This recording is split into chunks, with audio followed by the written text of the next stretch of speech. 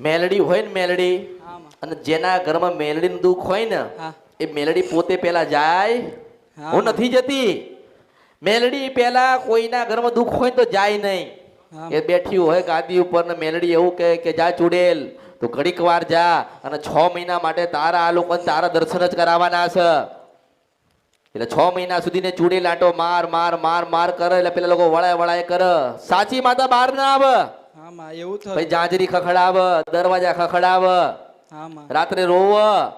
હા માં. પછી 6 મહિના પૂરા થાય એટલે પેલા અઘોરીને મોકલે મેલડી કે હવે તું જાન ચલમ પીતો હોય ને એવા સપનાલ. હા માં એવું થતું હતું. સિદ્ધવન છપરા નદી ગંદ્રપ્યા મેલડી છો.